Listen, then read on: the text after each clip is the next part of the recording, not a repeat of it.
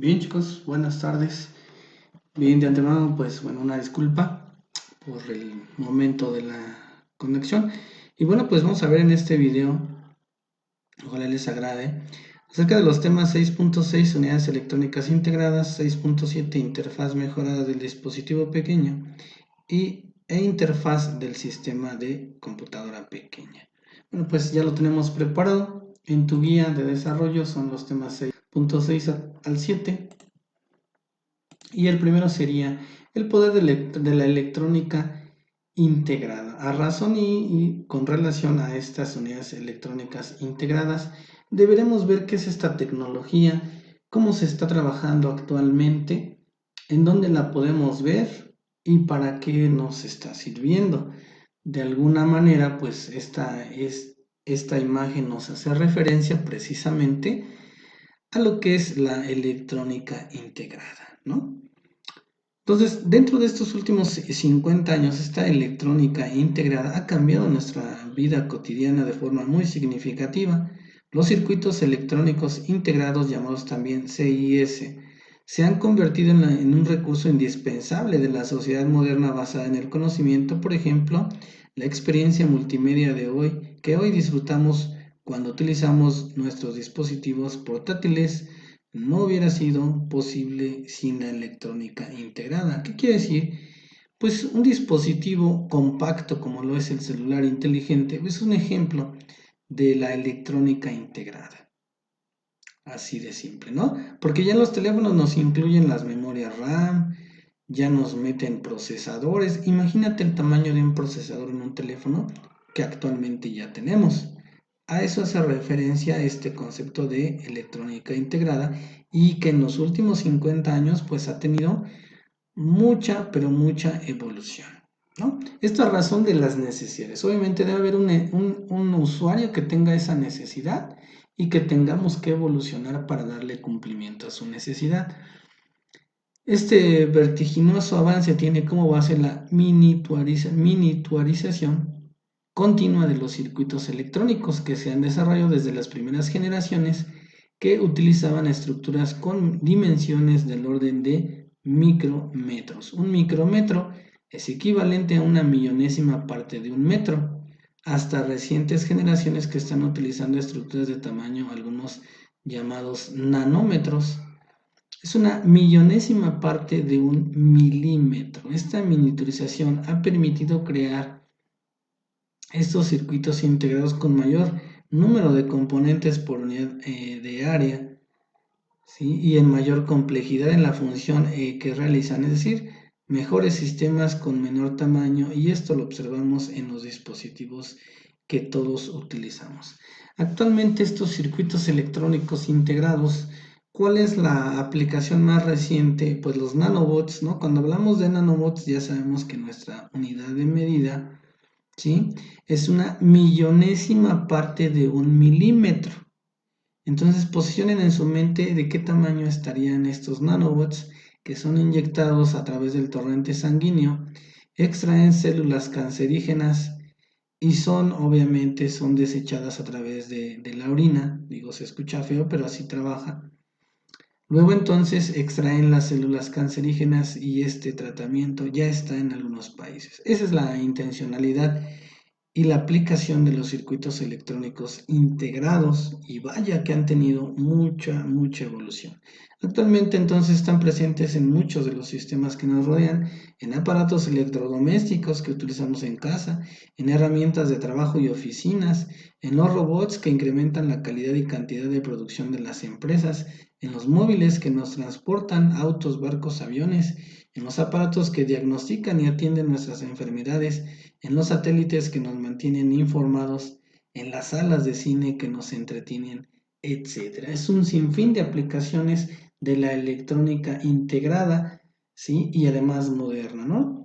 Algunos de nosotros con seguridad pues recordamos hace muchos años, 20 años, que esta electrónica era la carrera o tecnología del futuro, y lo que hoy observamos es que esta frase se ha cumplido, y la tecnología, gracias a los circuitos integrados, se ha mostrado de forma plena su impacto en nuestras vidas. Por supuesto, ¿no? Porque las aplicaciones de estos circuitos integrados Tienen un sinfín de aplicaciones en el área médica, en el área social, en el área educativa, en fin, en la tecnológica, en la de producción, está presente, ¿no?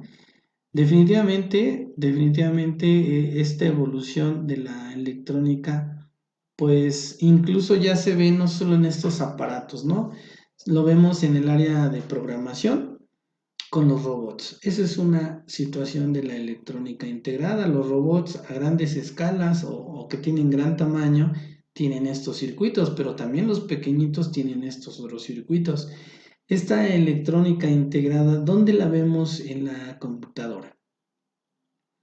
Lo vemos, por ejemplo, en lo que es el circuito eh, de la memoria RAM, en los pequeños circuitos que están en memoria RAM, pequeños circuitos que están en la BIOS de la computadora, que finalmente son transistores de mínima escala que anteriormente contienen un circuito eléctrico, que están integrados, más bien dicho, microintegrados.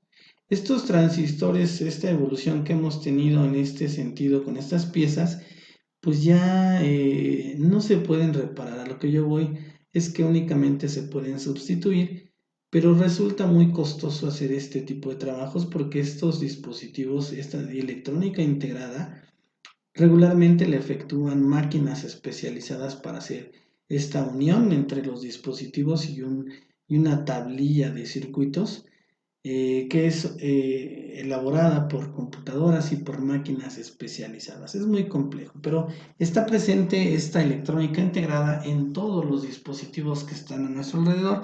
Uno de ellos es el celular.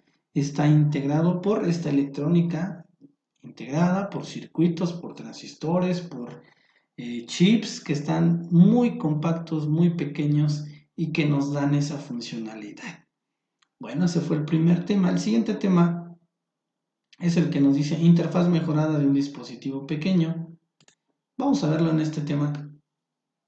Habíamos dicho que hay tipos de almacenamiento secundario, masivo, en cuestión a su capacidad, pues muy pequeños, muy vastos también. Y bueno, hablamos entonces de un sistema computacional, de tal manera que él tiene la formalidad de un almacenamiento masivo. Este punto de conexión se conoce como interfaz. Los dispositivos de almacenamiento tienen interfaces. Es importante conocer sobre sus interfaces por dos razones principales. Existen muchas interfaces diferentes. Las diferentes interfaces tienen características de rendimiento y precios diferentes. Obviamente, entre más pequeño, más costoso. Entre más pequeño, más complejo el funcionamiento y su diseño es lo que tenemos, ¿no? A través de los años se han creado diferentes interfaces, lo que es la conexión, como te habíamos dicho, entre el sistema y un dispositivo físico. Esa es la interfase, ¿no? Estas interfaces de almacenamiento han cambiado en los últimos años. La lista que se proporciona en este material es una idea del ámbito de desarrollo de estas interfaces que ha cambiado en los últimos 30 años. Por ejemplo, la FD400 originalmente diseñada para las unidades de discos flexibles de 8 pulgadas a mitad de los años 70. La SA400, interfaz para discos duros flexibles, diseñada en los 70. La IPI, las siglas vienen de la Intelligent Peripheral Interface. Es una interfaz que se utilizó en las unidades de discos de 8 a 14 pulgadas desarrollada en los mini computadores en los años 70. SMD, un sucesor de estos, se utiliza en los discos duros de los minicomputadores de 8 a 14 pulgadas de los años 70 y 80. El ST506-412 que ya hablamos, una interfaz de disco duro que viene de los 80, que consistía o que se utilizaba en muchas computadoras, un conducto de 34 y otro de 20 pines de conexión. Ese era el estándar, ¿no? Interfaces de hoy en día que existen dentro de las arquitecturas de nuestras computadoras modernas es el IDE, IDE y SATA, o ATA, es precisamente lo mismo, y la SCSI es lo último, vamos a decir, es una interfaz de conexión entre mis dispositivos lógicos, que es el software, y entre mi disco duro. Eso podemos sujetarlo a estas dos modalidades o dos arquitecturas que actualmente existen. El IDE viene de Integrated Drive Electronics. Nos hace referencia a que se originó a finales de los 80 y utilizaba un conector de 40 pines. Donde vemos los pines atrás de nuestro disco duro son la cantidad de trocitos o son la cantidad de metales que tiene para conectarse, un conector, ¿no? La modalidad ATA implementa una tipología de bus. Cuando hablamos de bus es un cable, ¿no? Cada bus soporta dos dispositivos de almacenamiento masivo. Estos dos dispositivos se conocen como maestro y esclavo.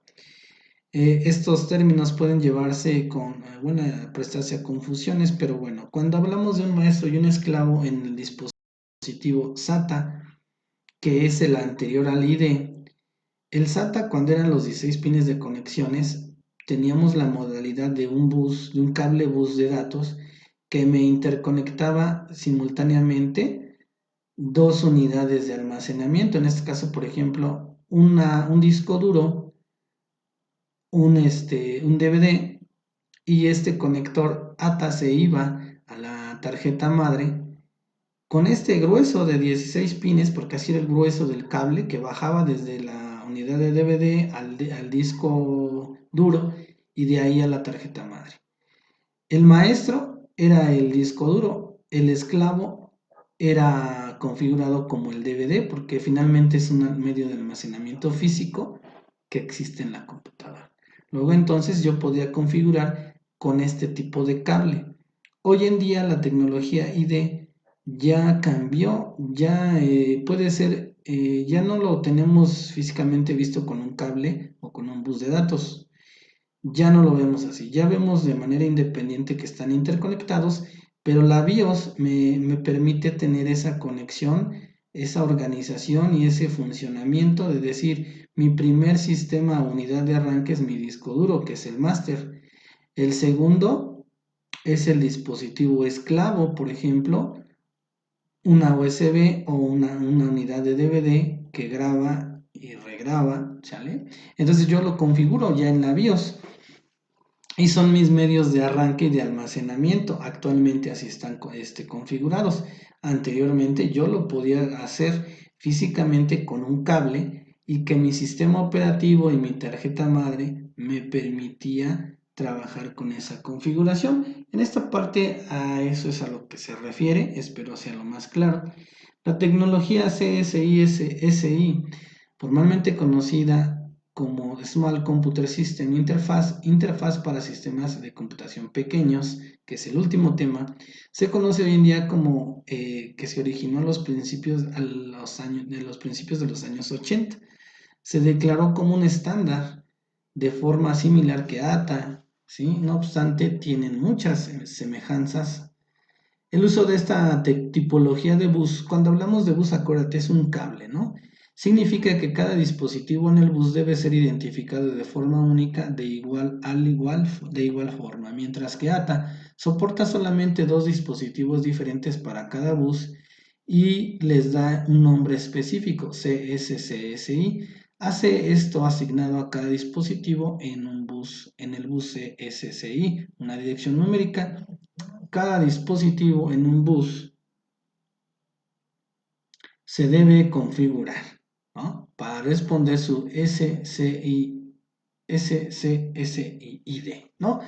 Antes de continuar más allá de esta discusión de cuál es mejor, cuál para mí es la mejor opción o lo que a mí me funciona más, debemos considerar varias situaciones. El ancho del bus o del cable, la velocidad del bus y las características eléctricas. Obviamente, al cambiar de uno y otro, sí, hablamos de que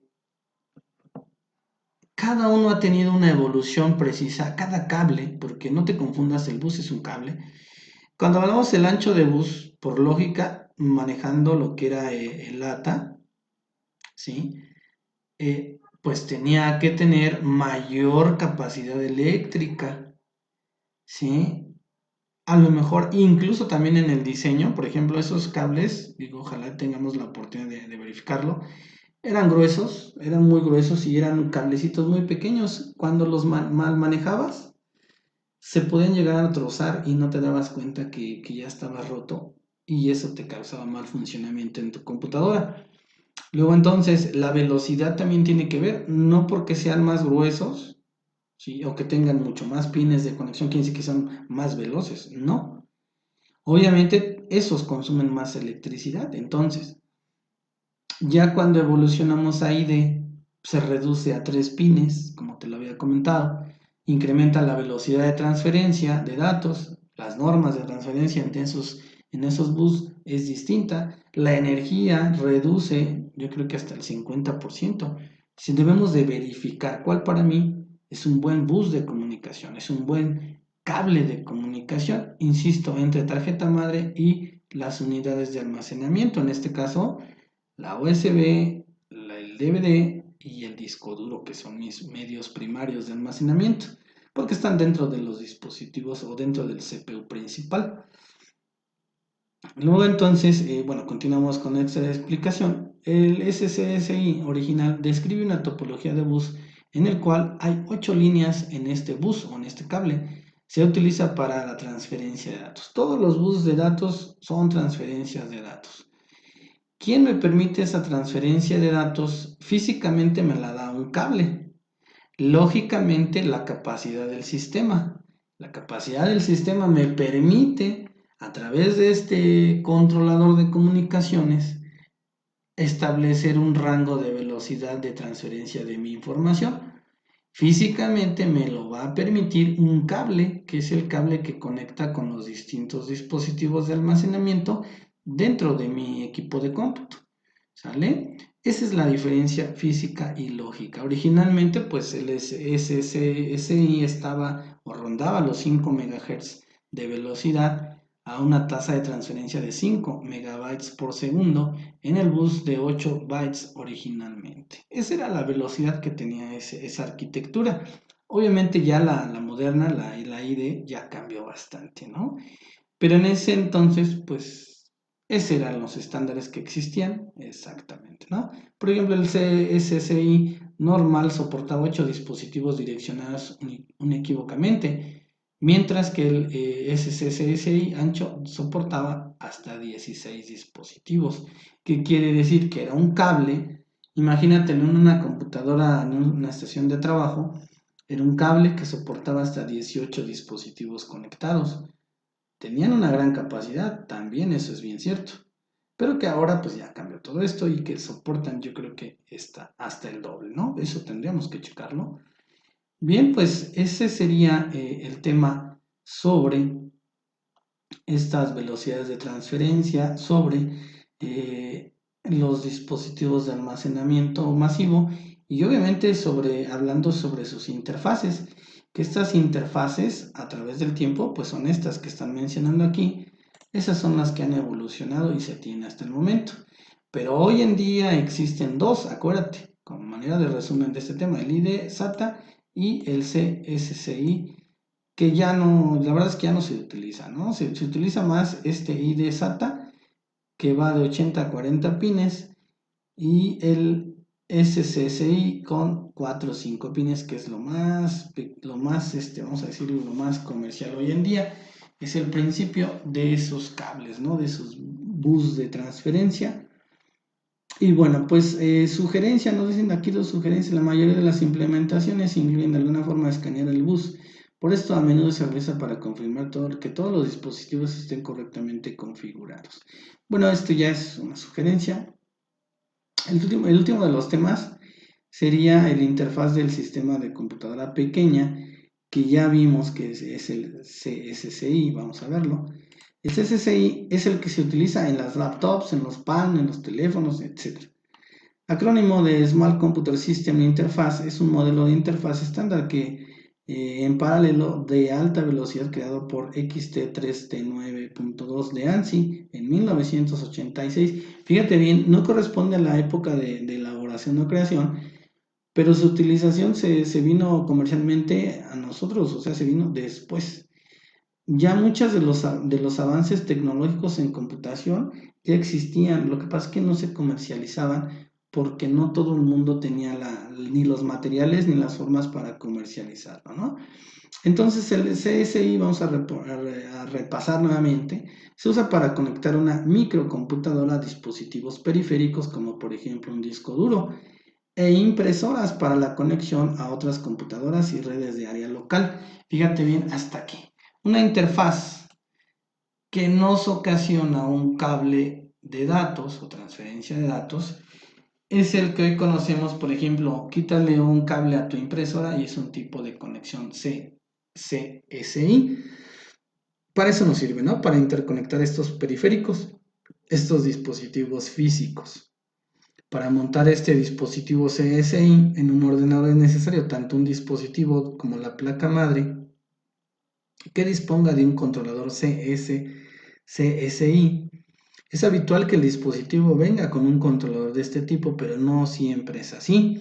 Sobre los primeros dispositivos, cada una de las conexiones o puertos SCSI y usando conexiones secuenciales llamadas enlaces Margarita, se pueden conectar hasta 7 dispositivos sin incluir la computadora y hasta 15 si se trabaja con una entrada estándar Ultra CSI. Es decir, puedes conectar 15 periféricos simultáneamente, con esa tipología de cables, vamos a decirlo, porque estamos hablando que una interfaz nos les está dando en esta arquitectura un cable, no te distraigas ahí, y finalmente pues es eso, ¿no?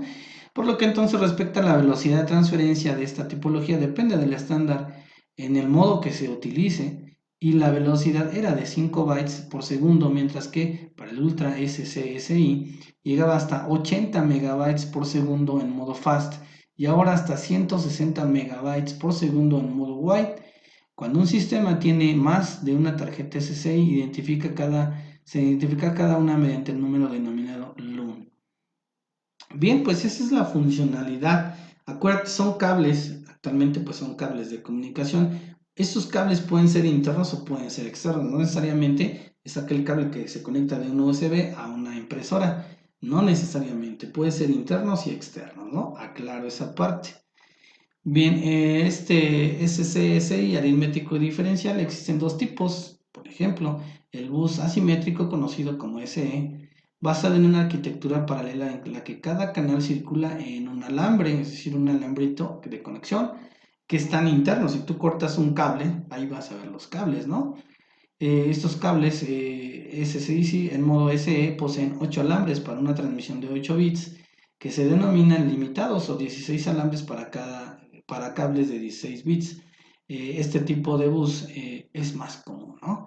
También existe el bus diferencial, transporta señales de un par de alambres. La información se codifica por diferencia entre los dos alambres, cada uno transmite un voltaje opuesto para desplazar interrupciones electromagnéticas, lo que permite obtener una distancia de cableado considerable de unos 25 metros. En general existen dos modos, el modo LVD, voltaje bajo diferencial basado en señales 3.3 volts, y un modo HVD, voltaje de alto diferencial, que utiliza señales de hasta 5 volts. Los periféricos se utilizan en este tipo de transmisión son cada vez más raros y por lo general llevan la palabra diff. Aquí, pues no, la imagen no se mostró. Ahí está el conector SSI, conectores SSI externos. ¿Dónde veo la evolución de estos bus de datos SSI? Pues los que conocemos como los que conectan a las computadoras tienen 8 cables, 8 alambres, como ahí lo dice. Un modo avanzado de bus diferencial, ya lo vemos, por ejemplo, en un cable que está conectado al HDMI. El HDMI ya soporta una diferente velocidad, un diferente voltaje y obviamente una mejor calidad. Esa es la evolución entre un cable y otro, ¿sí? Y lo vamos a ver en impresoras, el primero, y el bus diferencial en un cable HDMI que ya transporta voz y datos e imágenes y audio simultáneamente. No se ve porque es un circuito integrado, es un cableado integrado que me permite dar esa funcionalidad, ¿sale? Para que lo conozcas y sepas en dónde está. El bus de 8 bits de velocidad transmitió hasta 5 megabytes por segundo. Bueno, eso ya lo mencionamos. También mencionamos SSI 3. Bueno, el SSI 3 Ultra, dispositivo de 16 bits con velocidad en ejecución de 20 megabytes por segundo. El Ultra Wide, dispositivo de 16 bytes con velocidad hasta 40 megabytes por segundo. Y Ultra 2, dispositivos de 16 bytes con velocidad de ejecución de 80 megabytes por segundo.